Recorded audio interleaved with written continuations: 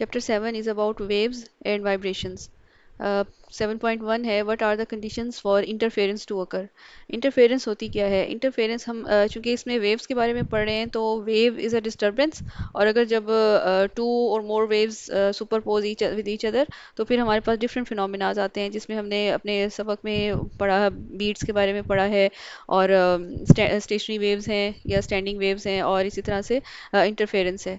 तो interference is a superposition of two और more waves that results in a new wave pattern. यानी अब interference क्या है? बेसिकली दो या दो से ज़्यादा वेव्स की सुपरपोजिशन है और उसके नतीजे में एक नया वेव पैटर्न बनता है, जो कि डिस्ट्रक्टिव भी हो सकता है और कंस्ट्रक्टिव। ये दोनों टाइप्स हैं इंटरफेरेंस की। तो इसके लिए हमने देखना है कि कंडीशंस क्या है इंटरफेरेंस अकर करने के लिए। सबसे पहले तो आप ये डायग्राम को देखिए। इस डायग्राम में जब हम इसको अंडरस्टैंड कर लेंगे तो ये कंडीशंस हमें समझ आ जाएंगी। पहले हमारे पास एक लाइट सोर्स है, फिर वी हैव आप कह रहे हैं कि कोई शीट है जिसमें कि दो स्लिट्स हैं, दो होल्स हैं इसके अंदर, और डबल स्लिट इसको कहते हैं। ठीक है, अब ये जो लाइट सोर्स से जो वेव्स निकल रही हैं वो इन दो स्लिट्स से पास होने के बाद जो है वो यहाँ से आउट हो रही हैं, इस स्लिट्स में से बाहर निकल रही हैं, और एक मतलब प्रोपेगेट कर रही हैं। ठीक है, स्पेस में प्रोपेगेट कर रही हैं। अब ये जो वेव्स प्रोपेगेट कर रही हैं ये चूंकि दोनों एक ही सोर्स से आ रही हैं तो हम कहेंगे कि ये दोनों जो वेव्स हैं they are of same type. ठीक है, और जो सोर्स है ये कोहेरेंट सोर्स है, यानी फ्रीक्वेंसी सेम है इन दोनों वेव्स की। सेम फ्रीक्वेंसी की हमें वेव्स मिल रही हैं, तो और इन दोनों की जो टाइप है वो भी सेम है, और ये इनका एम्पलीट्यूड जो होगा वो भी कंपेरेबल होगा, क्योंकि लाइट सोर्स की जो इंटेंसिटी है या उसका जो एम्पलीट्यूड है उस पर डिपेंड कर रही हैं दोनों। और फिर क्या होगा कि जो इंटरफेरेंस इंटरफेरेंस जो अकर होनी है उसके लिए जब ये वेव्स प्रोपेगेट करती हैं स्पेस के अंदर तो ये यकीनन ओवरलैप भी करेंगी आपस में। तो जब ओवरलैप होती हैं तो हम इसको स्क्रीन के ऊपर इनका जो पैटर्न बनता है वो हम ऑब्जर्व कर सकते हैं। ये जो पैटर्न है ब्राइट और डार्क फ्रिंजेस का, इसको इंटरफेरेंस पैटर्न कहते हैं। ठीक है, और ये पैटर्न तभी बनेगा जब वेव्स आपस में ओवरलैप करेंगी। और अब ये जो पैटर्न है इसमें देखें, ये जो ब्राइट स्पॉट है, ब्राइट पॉइंट है, फिर डार्क है, फिर इस तरह से ये सारा जो ब्राइट डार्क फ्रिंजेस बन रही हैं ये हमारे पास जो इंटरफेरेंस पैटर्न है। और अगर हम चाहते हैं कि एक शार्प इंटरफेरेंस पैटर्न हमारे पास आए तो फिर हमें ये देखना होगा कि जो ये स्लिट्स हैं ये स्लिट बहुत कम, यानी कि जो अपर्चर कह लें या होल कह लें, ये बहुत ही स्मॉल ओपनिंग होनी चाहिए, या दूसरे लफ्ज़ों में इसको पॉइंट लाइक भी कह सकते हैं। तो पॉइंट लाइक ओपनिंग होगी तो फिर जो हमारे पास पैटर्न आएगा वो ऑब्जर्वेबल पैटर्न होगा। अच्छा, और दूसरा ये है कि अगर लाइट सोर्स मोनोक्रोमेटिक हो, यानी सिंगल कलर हो, शार्प पैटर्न आएगा। तो इस वक्त तो यहाँ पे एक ऑर्डिनरी लाइट सोर्स लगा हुआ है। अगर हम यहाँ इस ऑर्डिनरी लाइट सोर्स की जगह कोई लेज़र रख देते हैं तो उस सूरत में हमारे पास ये एक तो कोहेरेंट सोर्स तो होगा, फ्रीक्वेंसी दोनों वेव्स की सेम होगी, और मोनोक्रोमेटिक भी हो जाएगा, और इस सूरत में ये तमाम कंडीशन जो हैं वो इसकी फुलफिल हो जाएंगी। अब हम कंडीशंस की तरफ आते हैं। पहला पॉइंट ये है कि सोर्सेज मस्ट बी कोहेरेंट। ठीक है, the sources must be coherent meaning they have the same frequency or same wavelength and a constant phase difference over time. Stable interference pattern does not form due to incoherent sources. Incoherent sources कौन से होते हैं? जो दो different, अगर light bulb होते हैं यहाँ पे तो उनकी वजह से जो लाइट वेव्स आ रही होती वो आपस में कभी भी इंटरफेयर नहीं कर सकती थी। ठीक है, इंटरफेरेंस के लिए पहला जो कंडीशन है वो है कोहेरेंस, है सेम फ्रीक्वेंसी होनी चाहिए।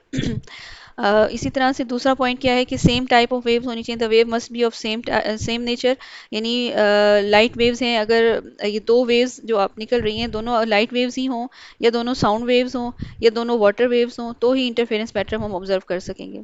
और एम्पलीट्यूड जो है इनकी वेव्स के comparable, the amplitude of the interfering wave should be similar या कंपेरेबल हम कह देंगे। If one wave is much stronger than the other than interference pattern becomes very weak और अननोटिसेबल। और फोर्थ पॉइंट है ओवरलैपिंग वेव्स होनी चाहिए। The waves must be physically overlapping in the same region of space. Practically, a bright interference pattern will be observed if the source is point-like or slit-like. And sixth point is the light should be monochromatic. Monochromatic का मतलब होता है single colour या single wavelength. For sharp fringes. ठीक है। इसकी जो ये जो डायग्राम है, ये यंग्स डबल स्लिट एक्सपेरिमेंट की डायग्राम है, जिसमें दो स्लिट्स हमारे पास हैं, S1 और S2, और इनको इल्यूमिनेट किया गया है सेम लाइट सोर्स के साथ। ठीक है। और लेज़र अगर यूज़ करेंगे तो लेज़र जो है वो ये तमाम कंडीशंस को जो हमने ऊपर अभी पढ़ी उनको सेटिस्फाई करता है। ये था लाइट वेव के बारे में, इंटरफेरेंस के बारे में। अगर हम साउंड वेव्स की बात करें तो साउंड वेव्स की इंटरफेरेंस भी उस वक्त ऑब्जर्व हो सकती है जब हमारे पास यानी एक ही सोर्स हो जो कि साउंड जनरेट कर रहा है और दो स्पीकर उसको प्ले कर रहे हैं। तो उस सूरत में ये जो साउंड वेव्स होंगी वो आपस में इंटरफेयर करेंगी। 7.2 question is differentiate between constructive and destructive interference of waves. अभी हमने इंटरफेरेंस को के बारे में थोड़ी सी इंफॉर्मेशन ली है। Interference is the superposition of two waves, और इसकी दो टाइप्स हैं, एक कंस्ट्रक्टिव होगा और दूसरा जो है वो डिस्ट्रक्टिव होगा। अब इस की जो डायग्राम थी अभी मैंने आपको यहाँ पे बताई, इसमें हमने ये देखा कि ये जो पैटर्न आ रहा है हमारे पास, इसमें डार्क फ्रिंज है, फिर ब्राइट है, फिर डार्क, ये जो पैटर्न आ रहा है ये इंटरफेरेंस पैटर्न है। ठीक है। इसमें जब डार्क जो एरिया है, ये डार्क फ्रिंजेस हैं, वो कब आती हैं? जब हमारे पास डिस्ट्रक्टिव इंटरफेरेंस होता है। और ये जो ब्राइट एरिया है ये कब आता है? जब कंस्ट्रक्टिव इंटरफेरेंस होता है। तो क्या डिफरेंस है? यानी दो वेव्स किस पोजीशन में जब आपस में मिलेंगी, जब हमारे पास कंस्ट्रक्टिव इंटरफेरेंस होगा, और वो कौन सी कंडीशंस होंगी या वो कौन सी सिचुएशंस होंगी जब दो वेव्स आपस में मिलें और हमारे पास डिस्ट्रक्टिव इंटरफेरेंस आए या कोई भी पैटर्न हमें ना मिले। तो कंस्ट्रक्टिव इंटरफेरेंस की कंडीशंस ये हैं कि it occurs when two waves meet in phase. यानी इन फेज जब दो वेव्स होंगी, यानी क्रेस्ट मीट्स क्रस्ट और trough meets trough, then we will get constructive interference. जब दोनों वेव्स के क्रस्ट आपस में मिलेंगे और दोनों वेव के ट्रफ आपस में मिलेंगे तो वो इन फेज होंगे। फेज को सिंपल टर्म्स में ना आप एंगल समझ लें कि वेव का जो एंगल है, वो अगर दोनों वेव्स का सेम एंगल है तो फिर कंस्ट्रक्टिव इंटरफेरेंस आएगा। और अगर आउट ऑफ फेज है, यानी एंगल फेज डिफरेंस आ रहा है, एंगल डिफरेंट आ रहे हैं, तो फिर वो जो है वो crest will meet trough, in this case they will cancel the effect of each other. तो हमारे पास डिस्ट्रक्टिव इंटरफेरेंस आएगा। यानी दूसरा पॉइंट क्या है कि अगर दो वेव्स के दरमियान पाथ डिफरेंस जो है, delta S is the difference between path of two waves, और वो इंटीग्रल मल्टीपल ऑफ वेवलेंथ होगा, तो फिर we will get constructive interference. जबकि डिस्ट्रक्टिव के केस में अगर पाथ डिफरेंस दो वेव्स के दरमियान जो है वो 2n+1 लेमडा बाई टू हो, तो उस सूरत में हमारे पास डिस्ट्रक्टिव इंटरफेरेंस आएगा। Is then any integer number, इसमें 0 +-1 +-2 +-3 सो ऑन हो जाएगा। अब अगर एक वेव, ये फिगर पे देखते हैं दोबारा से, ये हमारे पास ये जो ब्लू कलर है, पाथ डिस्टेंस है वो है 3 लेमडा, और इसका अगर पाथ डिस्टेंस जो है वो 4 लेमडा है, तो जिस पॉइंट पे अगर ये ओवरलैप कर रही हैं तो इस पॉइंट पे हम इन दोनों का डिफरेंस निकालेंगे। 3 लेमडा माइनस 4 लेमडा करें या 4 लेमडा माइनस 3 लेमडा करें, तो आंसर हमारे पास लेमडा आ रहा है और 1 लेमडा आ रहा है। तो 1 lambda is the integer multiple of wavelength, और इस ओवरलैपिंग के नतीजे में हमें एक ब्राइट जो है वो पॉइंट मिलेगा, यानी कंस्ट्रक्टिव इंटरफेरेंस होगी इस पॉइंट पर। जबकि दूसरी कंडीशन में, ये जो डिस्ट्रक्टिव का केस है, इसमें अगर हम फर्ज करें कि हमारी एक जो वेव है उसका इंटीजर मल्टीपल है, यानी 3 लेमडा है, और दूसरी जो है उसका आ रहा है 4/2 लेमडा आ रहा है, तो उनका जो दो वेव्स का जो हम डिफरेंस निकालेंगे, ये डिस्टेंस का डिफरेंस निकालेंगे, तो हमारे पास ऑड मल्टीपल आएगा। यानी लेट्स से कि ये हमारे पास कोई लेमडा बाई टू आ जाता है, या 3 लेमडा बाई टू आ जाता है, या 5 लेमडा बाई टू आ जाता है, तो इस तरह से odd integer multiple of half wavelength आएगा। तो इस केस में, इस पाथ डिफरेंस के केस में डिस्ट्रक्टिव इंटरफेरेंस होगा, यानी डार्क पॉइंट आएगा। अब थर्ड पॉइंट क्या है कि कंस्ट्रक्टिव इंटरफेरेंस में जो वेव्स के एम्पलीट्यूड होते हैं वो ऐड हो जाते हैं। ठीक है। दोनों वेव्स का एम्पलीट्यूड ऐड हो गए, you will get greater amplitude, और या आप इसको कह सकते हैं कि it will produce a wave with maximum intensity, या लाउड और ब्राइट इमेज आएगा आपके पास। जबकि डिस्ट्रक्टिव के केस में amplitudes of waves are subtracted from each other और दे प्रोड्यूस मिनिमम इंटेंसिटी। जो नई वेव आती है उसकी मिनिमम इंटेंसिटी होती है, ये डार्क पॉइंट होता है, या बहुत ही फेंट जो है वो इंटेंसिटी आएगी। तो इसकी एग्जांपल्स क्या हैं? कंस्ट्रक्टिव इंटरफेरेंस हमें मिलता है जब दो साउंड वेव्स कंबाइन होती हैं एक लाउड साउंड बनाने में, तो उस सूरत में आपको कंस्ट्रक्टिव इंटरफेस मिलेगा। या और डिस्ट्रक्टिव कब होता है? जब जैसे हम हेडफोन्स यूज़ करते हैं, जो नॉइस नॉइस कैंसलिंग हेडफोन्स होते हैं, वो नॉइस को रिड्यूस करते हैं डिस्ट्रक्टिव इंटरफेरेंस के ज़रिए से। 7.3 is what are coherent waves and coherent sources? Give example. अभी फर्स्ट क्वेश्चन में हमने जब कंडीशंस पढ़ी हैं इंटरफेरेंस की, तो हमने ये देखा कि interference will occur when the sources are coherent, या जो वेव्स आपस में ओवरलैप कर रही हैं वो कोहेरेंट वेव्स हैं। तो कोहेरेंट क्या था? Waves that have the same frequency and maintain a constant phase difference over time.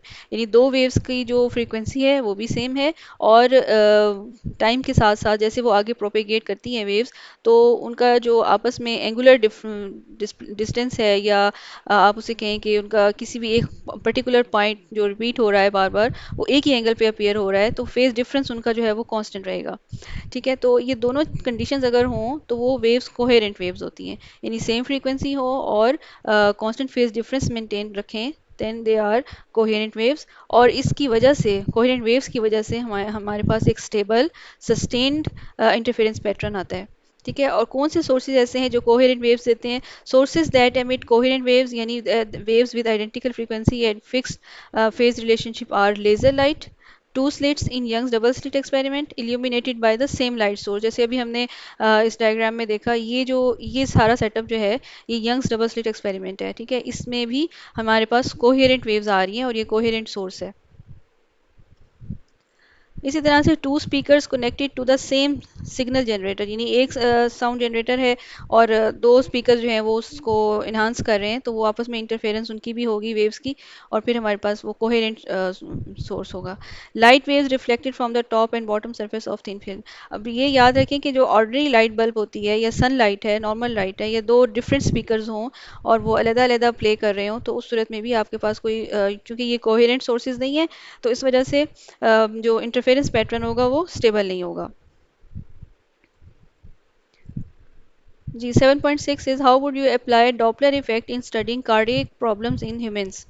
ये लाइक अल्ट्रासाउंड एक है, डॉपलर इफेक्ट यूज़ होता है, डॉपलर अल्ट्रासाउंड में यूज़ होता है, जिसको हम इको कार्डियोग्राफी भी कहते हैं, और ये हार्ट प्रॉब्लम्स को स्टडी करने के लिए यूज़ होता है।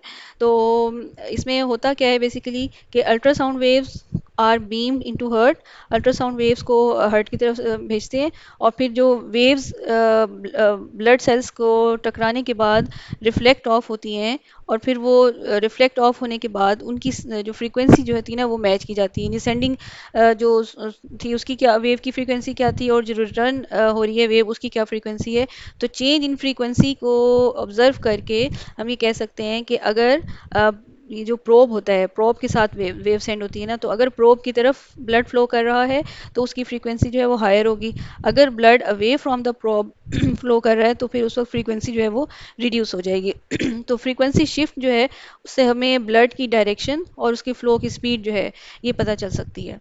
ठीक है, और इस तरह से जो वॉल्व प्रॉब्लम्स होते हैं उसको भी डिटेक्ट किया जा सकता है, और पंपिंग एफिशिएंसी जो है, हार्ट की पंपिंग एफिशिएंसी वो भी चेक की जा सकती है, और एबनॉर्मल ब्लड फ्लो या कहीं क्लॉट है, या मतलब रिवर्स फ्लो है, इस तरह की चीज़ों को जो है वो ऑब्जर्व किया जा सकता है। अब जो लेटेस्ट डॉपलर्स हैं, यानी कलर डॉपलर्स हैं, वो फ्लो की डायरेक्शन इस तरह से बताते हैं कि रेड कलर जो है वो टुवर्ड्स द प्रॉब है, और blue colour away from the probe जो है वो शो करता है। What is meant by diffraction of waves? For what purpose the ripple tank is used? Diffraction क्या है? Diffraction भी like interference एक wave की property है, characteristics है, हम इसको observe कर सकते हैं। Diffraction को कैसे observe करेंगे? Is the phenomena where waves bend around or spread out around the edges of an obstacle। यानी किसी भी obstacle से जब आउट होती हैं लाइट वेव्स तो वो बेंड हो जाती हैं। ठीक है, और या किसी नैरो ओपनिंग से या अपर्चर से बाहर निकलेंगी तो वो बेंड हो जाएंगी around the aperture, so rather than traveling in straight line. Diffraction is most noticeable when the size of the obstacle is comparable to the wavelength of the wave. It occurs with all types of waves: water waves, sound waves, light waves, radio waves, etc. इसमें भी हमने ये देखा कि slits है हमारे पास, और इस स्लिट में से जब वेव लाइट वेव्स पास होती हैं तो ये देखिए ये बेंडिंग से आपको एक वेव फ्रंट मिल रहा है अराउंड द अपर्चर या around the opening. Waves light जो है वो बेंड हो गई, स्ट्रेट लाइन में जाने की बजाय बेंड हो गई। तो इस तरह से आपको एक वेव फ्रंट मिल रहा है दोनों स्लिट से बाहर आती हुई। तो ये डायफ्रैक्शन है। A ripple tank is a laboratory apparatus used to demonstrate and study the properties of water waves। यहाँ पे अब हम water waves की बात करते हैं। water waves की जो characteristics हैं वो सारी हम ripple tank के ज़रिए observe कर सकते हैं। तो following wave behaviors can be observed in ripple tank: reflection, refraction, diffraction, interference, wave की स्पीड क्या है, वेवलेंथ क्या है, फ्रीक्वेंसी, ये सारी चीज़ें जो कैरेक्टरिस्टिक्स हैं वेव्स की वो हम ऑब्जर्व कर सकते हैं।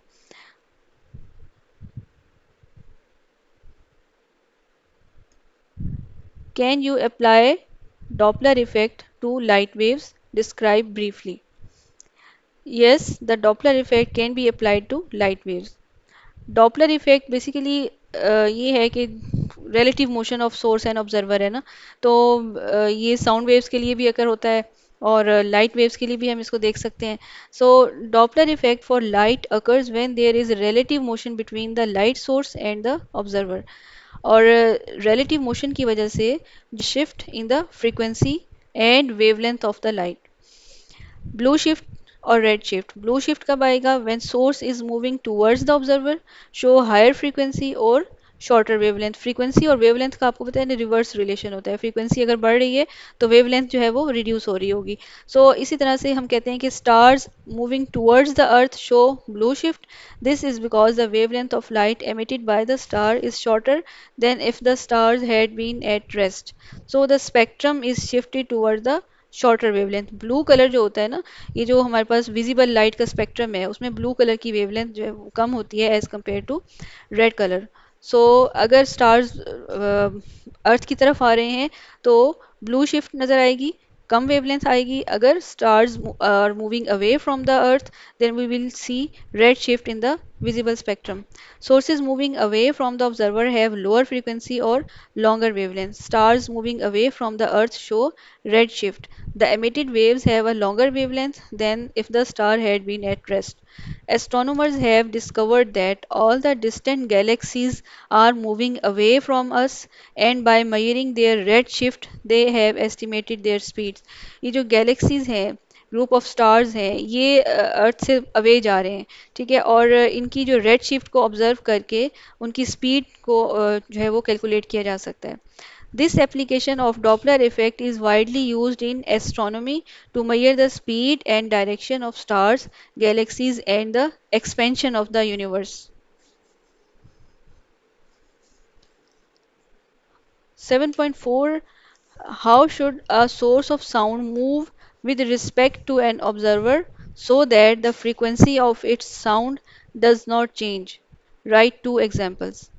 क्वेश्चन इज कि जो सोर्स ऑफ साउंड है, यानी जो भी सोर्स है जो साउंड प्रोड्यूस कर रहा है, जिस तरह अगर एक कार है वो हॉर्न बजा रही है तो उसको, और एक पर्सन जो कि रोड पे उसको ऑब्जर्व कर रहा है, तो उनको किस तरह से आपस में मूवमेंट, उनकी रिलेटिव मूवमेंट कैसी हो कि जो स्पीड है साउंड की या फ्रीक्वेंसी है वो चेंज ना हो।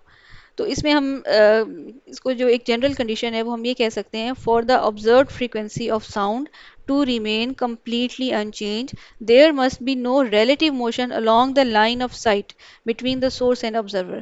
यानी सोर्स और ऑब्जर्वर के दरमियान जो एक लाइन ऑफ साइट बन रही है, वहाँ उस लाइन ऑफ साइट में कोई जो उसका कोई रिलेटिव मोशन नहीं होनी चाहिए। यानी एक मैंने छोटी सी एग्जांपल यहाँ पे कोट की है, उसकी डायग्राम है। लाइन ऑफ साइट को ये देखें कि अगर एक ऑब्जर्वर है और ये कोई भी सोर्स है जो कि साउंड प्रोड्यूस कर रहा है, तो ये उनके दरमियान लाइन ऑफ साइट है। लाइन ऑफ साइट के अलोंग जो है मूवमेंट नहीं होनी चाहिए। अगर उसके परपेंडिकुलर मूवमेंट है तो फिर जो स्पीड है वो चेंज नहीं होगी या फ्रीक्वेंसी चेंज नहीं होगी। तो इसकी दो एग्जांपल्स हैं। एक है uniform circular motion. If a sound source is attached to a string and rotated in perfect circle at a constant speed while the observer stands exactly at the center of that circle, the frequency will not change। यानी अगर आप source of sound को इस तरह से move कराएं कि वो सर्कल में मूव कर रहा है और ऑब्जर्वर एक सेंटर पॉइंट में खड़ा हुआ है, तो उस वक्त ये होगा कि जो सोर्स है उसकी हर पॉइंट पे जो डायरेक्शन होगी या उसकी स्पीड है वो अलोंग लाइन ऑफ साइट के अलोंग टेंजेंट होगी, यानी परपेंडिकुलर होगी। तो उस सूरत में लाइन ऑफ साइट के अलोंग कोई मूवमेंट नहीं है और ये जो फ्रीक्वेंसी है वो चेंज नहीं होगी, because the source is always moving along the tangent to the circle, its velocity vector is always perpendicular to the radius. ठीक है, the line connecting the source to the observer जो है वो line of sight होती है। The distance between them remains constant, so Doppler shift जो है वो जीरो होगी। बेसिकली ये जीरो डॉपलर शिफ्ट का एक क्वेश्चन है। तो जीरो डॉपलर शिफ्ट एक तो यूनिफॉर्म सर्कुलर मोशन में हो सकती है, और दूसरा हम ये कह सकते हैं कि अगर सोर्स और ऑब्जर्वर मूव कर रहे हैं दोनों, और वो दोनों एक ही डायरेक्शन में मूव कर रहे हैं और एक ही स्पीड से मूव कर रहे हो, तो फिर भी जीरो डॉपलर शिफ्ट होगी। यानी अगर दो कार जो है वो एक हाईवे पे जा रही हैं और दोनों की स्पीड सेम है, बेशक वो एक दूसरे के आगे पीछे हैं, लेकिन स्पीड चूंकि सेम है तो उनके दरमियान जो डिस्टेंस है वो फिक्स रहेगा। और distance between two cars will never change, so the observer hear the exact true frequency emitted by the source.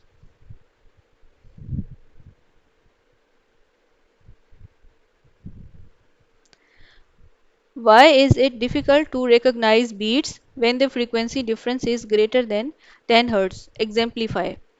अच्छा जी, बीट्स क्या है? बीट्स बेसिकली इंटरफेरेंस है, आप यूँ कह लें, क्योंकि इंटरफेरेंस की कंडीशन में हमने ये देखा था कि दो या दो से ज़्यादा वेव्स जब आपस में इंटरफेयर करें, सुपर इम्पोज करें, तो उसमें ये है कि उनकी फ्रीक्वेंसी सेम होनी चाहिए।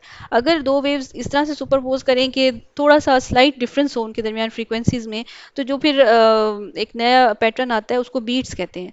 ठीक है, बीट्स भी लाइक इंटरफेरेंस ही है, लेकिन इसमें क्या है कि दो वेव्स की जो फ्रीक्वेंसीज हैं वो सेम नहीं होती, स्लाइट डिफरेंट होती हैं। So as beats occur when two waves of slightly different frequencies overlap, या इंटरफेरेंस इसको कह लें। So it is difficult to recognise beats above 10 hertz frequency. ये 10 हर्ट्ज फ्रीक्वेंसी बेसिकली क्या है?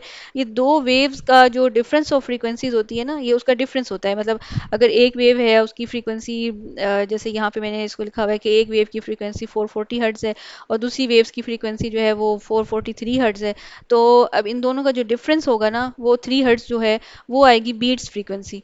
तो beat, so at a 3 hertz difference you hear a clear slow pulse 3 times a second। ठीक है, अब ये जो डिफरेंस अगर बिलो 10 हर्ट्ज हो ना, या 10 हर्ट्ज या उससे नीचे हो, तो आप एक सेकंड में इतनी रिपीटेशंस को सुन सकते हैं और उसको डिस्टिंग्विश भी कर सकते हैं। यानी आपका ब्रेन जो है वो 10 टाइम्स पर सेकंड तक एक जो रिपीटिशन है उसको डिस्टिंग्विश कर सकता है। अब 10 टाइम्स से ज़्यादा जब होंगी रिपीटिशंस, तो वो एक सेकंड में उसको डिस्टिंग्विश नहीं किया जा सकता। जैसे अब यहाँ पे एक और एग्जांपल है। एक एक वेव की फ्रीक्वेंसी है 440 हर्ट्ज और एक की है 465 हर्ट्ज, तो इनका फ्रीक्वेंसी डिफरेंस आ रहा है 25 हर्ट्ज का डिफरेंस आ रहा है। यानी इसका मतलब है कि एक सेकंड में 25 टाइम्स जो है वो रिपीटिशन होगी या फ्लक्चुएशन होगी। तो ये इतनी तेज़ी से होगी एक सेकंड के अंदर। आप खुद सोचें कि एक सेकंड के अंदर 25 टाइम्स एक चीज़ फ्लक्चुएट कर रही है, तो उसको डिस्टिंग्विश करना, सेपरेट करना जो है वो मुश्किल है। सो ये क्या होगा, it will be blending together into a single rough sound या बजिंग साउंड आएगी आपको इंस्टेड ऑफ डिस्टिंक्ट बीट्स। जैसे यहाँ पे हमारे पास डिस्टिंक्ट बीट्स आ रही थी 3 दफ़ा, आपने उसको ऑब्जर्व किया एक सेकंड के अंदर 3 पल्सेस में, जबकि यहाँ 25 पल्सेस को बीट मतलब फ्रीक्वेंसी को ऑब्जर्व करना डिफ़िकल्ट है, तो you will get buzzing sound या रफ साउंड। अच्छा, इसकी जो रीज़न है वो क्या लिखेंगे? As beats occur when two waves of slightly different frequencies overlap, it is difficult to recognise beat above 10 hertz frequency because of the human ear auditory limitation.